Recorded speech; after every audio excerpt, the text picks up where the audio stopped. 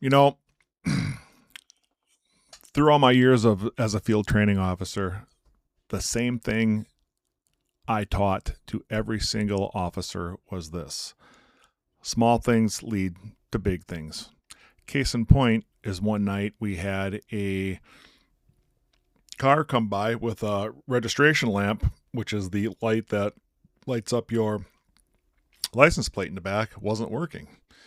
Well, by the end of the stop, we had 3 to 4 ounces of methamphetamine in inventory as evidence, and the bad guy was on the way to jail. Small things lead to big things. Pull up a chair. Now, understanding this, when I was a field training officer, one of the things that I had learned from my field training officers was, hey, small things lead to big things, or little things lead into big things. You never would have thought about it. And one of the ways that I would train my officers would be I would do as much observation around the squad as I could, whether we're going down a street or we're pulling into a parking lot or we're just sitting in traffic, constantly looking, because if you just drive through life with blinders on, you're going to miss 75% of the stuff that goes on outside of you. That being said, so one night I had an officer that I was training, and we had one of the things I like to do would be if I saw something that was happening, I would stop and I would take a look at the officer to see if they noticed it or not. Probably about 9 times out of 10, they would not be looking. So my remedy to the situation was, and we'll start it this way. We were sitting on a stop sign one night, and we had the car come by. It had an inoperative registration lamp, and I just watched the vehicle, or we actually watched the vehicle like this. And it came by, and as it was driving by, I stopped, and I was wondering what my trainee was going to do, and we kind of sat there for a second. So I did one of these things. And I would just sit and stare. So before this, we had been driving one night and driving down 3rd Avenue, and I saw 3 guys fighting in a gas station parking lot.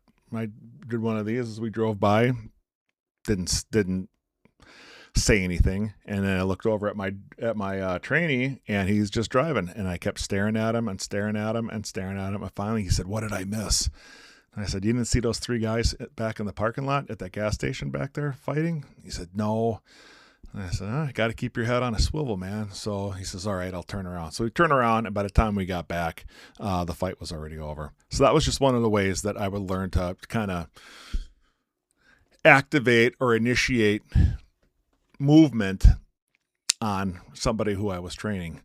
The other situation that I used this very well in is one night, as I stated earlier, we were stopped at a stop sign, and a vehicle came by without a light illuminating its license plate.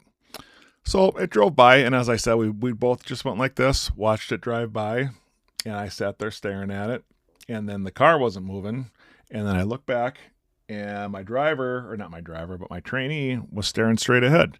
And I just kept staring at him. He must have felt the rays, like the death rays or Mothra or Gamma, whatever they are, the Godzilla burning into the side of his head, because he looks over at me and he says, "What?" And I said, "Did you see that?" And he says, "The inoperative license plate lamp?" And I said, "Yeah." And he says, "Yeah, I saw it." And I said, "Okay, so what are you going to do?" He says, "Well, I could pull it over if I wanted to." And I said, "Whoa, hold on a minute, brother." I said, "Let me just be perfectly clear. I am off probation. I'm a field training officer. I'm protected by the union.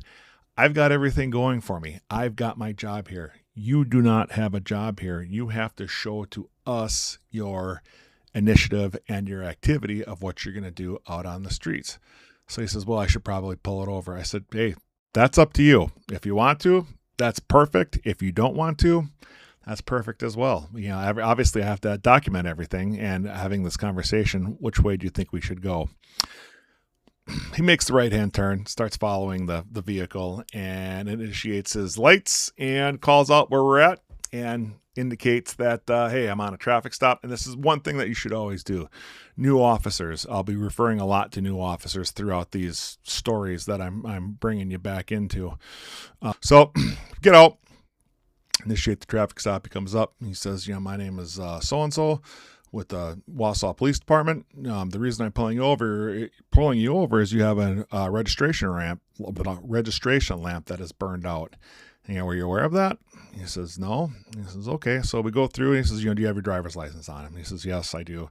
Get the driver's license, and he's not really acting too hinky, and he's not just acting too crazy, but he's just pretty quiet as he's sitting there. So we go back, run his information through dispatch. Dispatch comes back and says, hey, 1043, 1061, which is officer information. Are you in contact with? And he says, yeah. He's gives out his number, and he says, go ahead.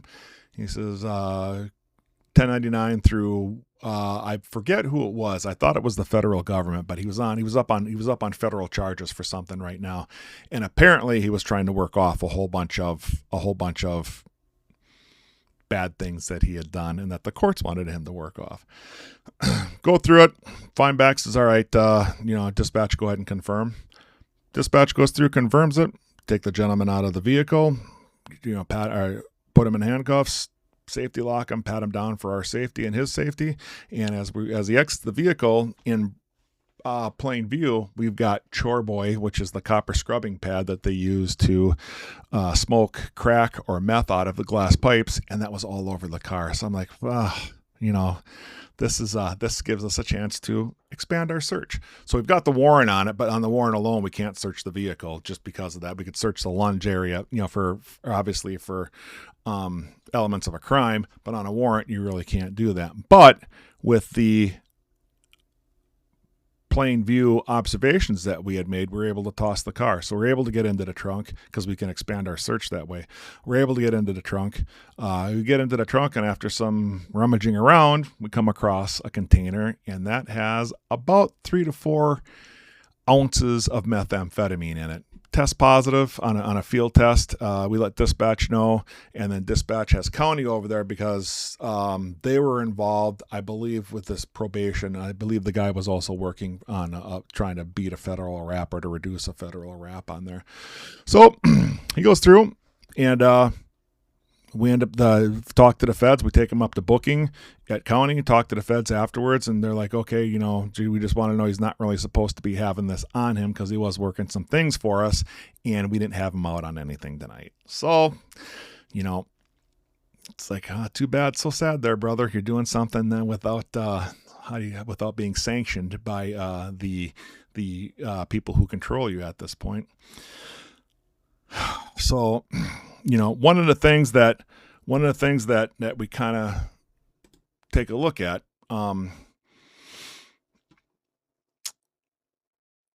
is that sometimes we're so busy looking for the big thing that we miss the little light that has gone out. Sometimes they talk about seeing a forest for the trees. But again, as I said, small things lead to big things. And thanks for pulling up a chair.